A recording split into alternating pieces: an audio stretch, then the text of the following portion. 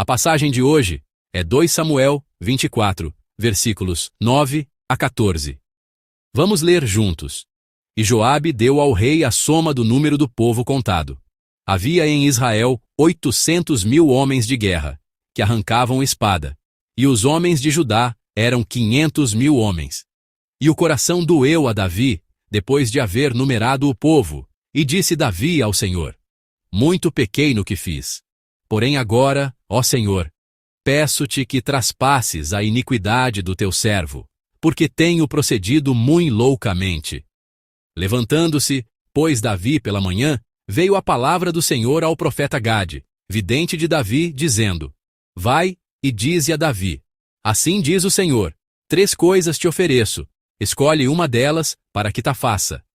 Veio, pois, Gade a Davi, e fez-lhe saber, e disse-lhe: queres que 7 anos de fome te venham à tua terra, ou que por 3 meses fujas diante de teus inimigos, e eles te persigam? Ou que por 3 dias haja peste na tua terra? Delibera agora, e vê que resposta hei de dar ao que me enviou.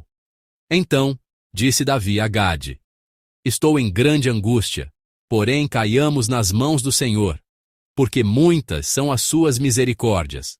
Mas nas mãos dos homens não caia eu. Amém. O lugar em que vivemos hoje é um mundo completamente cheio de números. Desde a hora em que abrimos os olhos pela manhã até a hora em que dormimos à noite, conferimos muitos números, e muitas vezes o nosso humor e grande parte da nossa rotina acabam sendo determinados por eles. O número do saldo que vemos ao abrir o aplicativo do banco, os valores nos gráficos de ações e fundos, a metragem e o preço do apartamento em que moramos, a cilindrada do carro, para os estudantes, as notas do boletim ou o ranking das universidades. Estamos sempre medindo alguma coisa e contando números. E, recentemente, com as redes sociais, as pessoas ficam presas aos números que mostram quanta atenção estão recebendo dos outros. Por meio desses números, o humor do dia e os pensamentos do dia acabam sendo definidos. Por que somos tão obcecados por números? A razão é simples. É porque o número é visível. O número é claro, visível, e parece ser um critério objetivo reconhecido pelo mundo. Por isso gostamos tanto daquilo que pode ser quantificado. Quando temos nas mãos um número certo que os nossos olhos podem confirmar, só então sentimos alívio. Por causa dessa satisfação visível que diz: com isso, a minha vida está segura. Com isso, a minha vida foi bem-sucedida. Gostamos de olhar para os números, de nos apresentar por meio dos números e de pensar a nossa vida por meio deles. Mas será que esses números que os nossos olhos veem realmente trazem segurança verdadeira e paz verdadeira? Talvez, quando os números aumentam, ficamos soberbos e, quando diminuem, somos tomados por medo e ansiedade incontroláveis. A nossa realidade hoje é esta. Ficamos felizes por causa dos números e depois infelizes por causa dos números. O texto que lemos juntos hoje conta uma história dos últimos anos do rei Davi, alguém que foi avaliado como um dos maiores reis e que também alcançou grande sucesso visível. No crepúsculo da sua vida, Davi caiu na armadilha fatal dessa satisfação visível. A realidade em que nós hoje caímos, a satisfação visível chamada números, é mostrada por Davi no texto de hoje. Davi havia dominado as nações ao redor. A paz veio de todos os lados, e o poder real se tornou mais firme do que nunca. Justamente no auge desse sucesso, no momento que parecia mais seguro, quando todos os perigos externos tinham desaparecido, Davi caiu na tentação de querer confirmar, não a promessa de Deus, mas o tamanho da força militar que podia ver com os próprios olhos. Por isso Davi ordenou a Joabe que percorresse todo Israel, de Dan até Berseba, e contasse o povo. Ele estava contando as pessoas que poderiam sair para a guerra. Estava avaliando a força nacional. Esse é o episódio do recenseamento de Davi, registrado na Bíblia. Joabe, que recebeu a ordem de Davi, é uma pessoa que temos visto continuamente em 2 Samuel. Dentro deste livro, ele aparece do começo ao fim como alguém que não era espiritualmente sensível. Ele parecia seguir Davi com lealdade, mas pouco a pouco se afastava da intenção do rei e, ainda mais, pouco a pouco se afastava também da intenção de Deus. Esse era Joabe. Mas, no texto de hoje, até Joabe tentou impedir Davi de fazer o recenseamento. Esse homem que não era espiritualmente sensível, mesmo dentro de um julgamento comum, percebeu que uma atitude como essa não era saudável nem correta. Esse era o tipo de ação que estava por trás do recenseamento.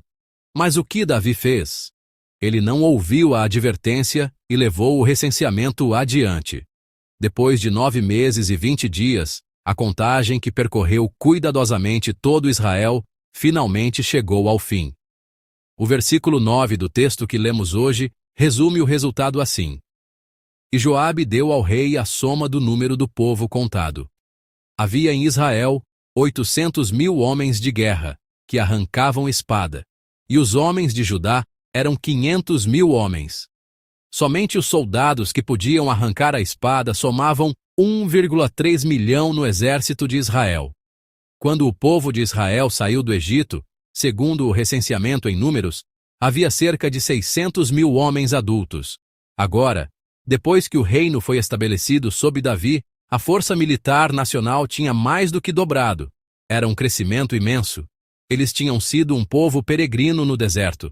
Tomaram posse da terra. A monarquia foi estabelecida. A força militar dobrou. Foi um desenvolvimento extraordinário. Esse número se tornou um indicador visível que comprovava a dignidade do reino de Davi e a sua poderosa força militar. Pensando de maneira comum, quando esse número apareceu, que tipo de coração Davi deveria ter tido? Davi deveria olhar para o número, ficar muito satisfeito e fazer uma festa celebrando as suas realizações. Desde que me tornei rei, crescemos tanto assim. Chegamos a esse ponto e ficamos tão fortes. Eu fui bem-sucedido. Ele deveria fazer uma festa de sucesso. Não é assim? Em geral é isso mesmo. Se eu me torno líder e o resultado dobra, quanto há para me orgulhar? Quanta alegria isso traz! Quanta satisfação isso dá! Mas a Bíblia não fala assim. No momento em que esse número impressionante foi revelado, Davi imediatamente caiu em abatimento espiritual. É a palavra do versículo 10 de hoje. Vamos ler? Versículo 10. E o coração doeu a Davi, depois de haver numerado o povo, e disse Davi ao Senhor: Muito pequei no que fiz. Porém agora, ó Senhor, peço-te que traspasses a iniquidade do teu servo, porque tenho procedido muito loucamente. Por meio do recenseamento, Davi encontrou abundância visível e aquela satisfação que se vê, mas logo despencou para uma pobreza interior. Ah, eu pequei. Por causa do número visível, ele caiu não em satisfação, mas em desespero. O que isso quer dizer?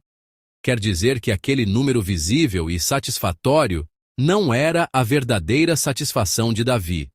Não era a verdadeira satisfação espiritual dele. É isso que o texto nos mostra. Vocês se lembram da confissão que Davi proclamou quando saiu diante de Golias? É 1 Samuel 17:47. Eu vou ler. E saberá toda esta congregação que o Senhor salva, não com espada, nem com lança, porque do Senhor é a guerra, e ele vos entregará na nossa mão.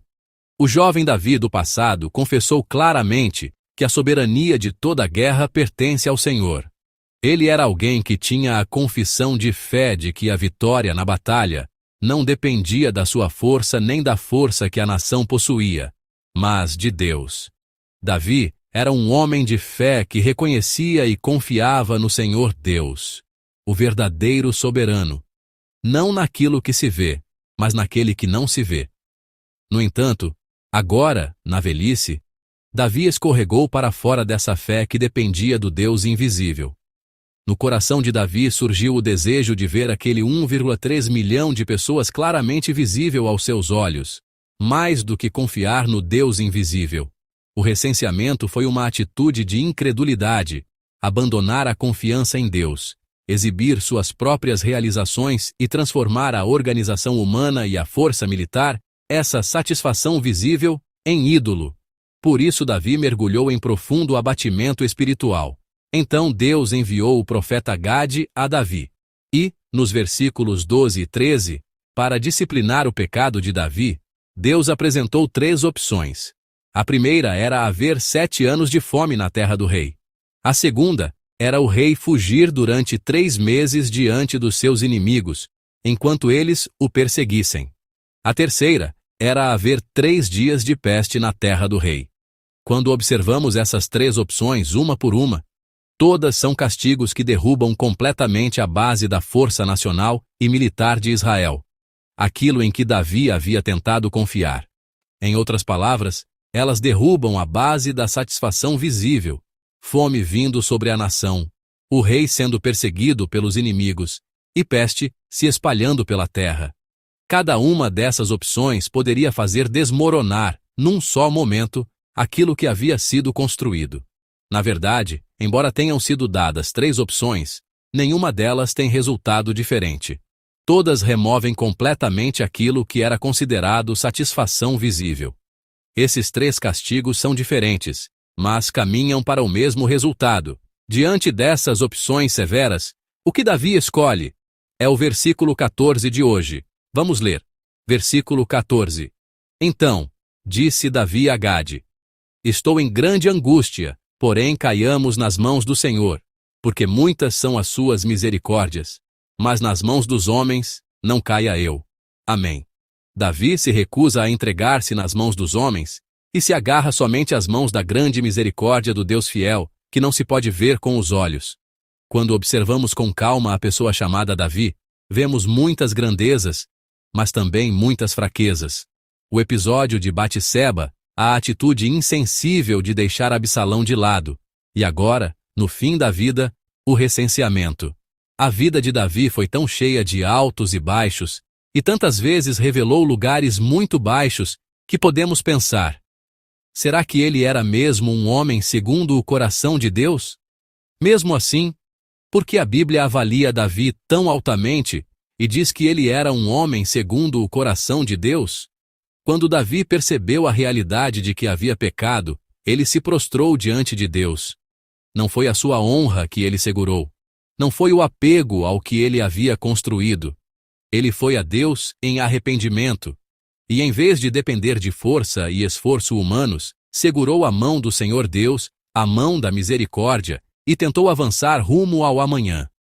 A imagem de fé que Deus nos mostra por meio de Davi não é a tentativa de criar uma vida de fé perfeita. Mesmo que falhemos, e mesmo que às vezes sigamos por um caminho errado, quando a vontade de Deus entra em nós, quando a palavra de Deus entra em nós, quando o padrão de Deus se torna visível diante de nós, precisamos nos ajoelhar humildemente diante dele. Não devemos nos debater com a nossa própria força, mas segurar a força de Deus e nos entregar ao agir de Deus. Deus nos dá graça, e Deus também nos dá disciplina. Mas até a disciplina que Deus nos dá é algo que o próprio Deus retira. Se reconhecemos isso e vivemos assim, ou se esquecemos disso e vivemos assim, é aí que estão a abundância da nossa fé e a satisfação da nossa vida espiritual. Apesar do erro cometido no fim da sua vida, Davi, como sempre havia feito, ainda se agarrou a Deus. Buscou a Deus. Entregou-se a Deus. Ele segurou não a satisfação visível, mas a mão do Senhor Deus. Invisível, porém certa. Invisível, porém fiel. Amados irmãos, qual é o número que estamos segurando hoje no campo da nossa vida? O resultado de segurar a satisfação visível é abatimento espiritual e castigo doloroso. A verdadeira satisfação não está em contar os recursos que os olhos veem. A verdadeira satisfação está em confiar plenamente somente em Deus, que não se vê, mas vive e governa a nossa vida e morte, as nossas bênçãos e aflições. A verdadeira fé não é a satisfação visível dada pelos números visíveis do mundo. Quando confirmamos que o Deus fiel, embora invisível, está enchendo o nosso interior, então caminhamos para a verdadeira satisfação. O apóstolo Paulo faz esta confissão em 2 Coríntios. Não atentando nós nas coisas que se veem, mas nas que se não veem. Porque as que se veem são temporais, e as que se não veem são eternas. Amém. Quando seguimos o que se vê e seguramos o que se vê como valor, a nossa realidade se torna semelhante a cair em ídolos visíveis. Passamos a acreditar equivocadamente que aquilo que se vê revela quem nós somos. Vocês sabem qual é o pecado que Deus mais odeia? É a idolatria. Por isso, o primeiro e o segundo mandamentos dos 10 mandamentos começam com uma advertência contra a idolatria. Não terás outros deuses diante de mim. Buscar a satisfação visível é o mesmo que transformar aquilo que se vê, e não Deus, em ídolo. O Deus justo não pode deixar de punir o pecado. Por isso também foram dadas a Davi essas opções de castigo. Mas o Deus de amor é também o Senhor que volta atrás desse castigo, que cura e que restaura. O Deus de amor concede graça aos que se arrependem. Irmãos, arrependimento não é simplesmente sentir remorso pelo erro cometido. Arrependimento é devolver a Deus a soberania da minha vida. O castigo que recebo vem de Deus. Toda a graça que acontece comigo também vem de Deus. Portanto, o meu amanhã também pertence a Deus. Confessar, reconhecer e compreender isso é arrependimento. Quando a realidade da vida despenca e pensamos que a disciplina de Deus está vindo sobre nós, não nos agarremos às mãos dos homens nem aos métodos do mundo. Busquemos a misericórdia de Deus. Somente a misericórdia de Deus é o único refúgio e a restauração da nossa vida. Acima de tudo, o único caminho para sair da armadilha da satisfação visível é a mão misericordiosa de Deus. Quando entregamos tudo o que somos à mão forte e ao braço estendido de Deus, creio que a verdadeira paz e a verdadeira satisfação, que o mundo não pode dar, transbordarão abundantemente dentro de nós. Em nome do Senhor, eu os abençoo para que hoje seja um tempo de graça em que vocês encontrem esse Deus e sejam cheios do coração que Ele dá.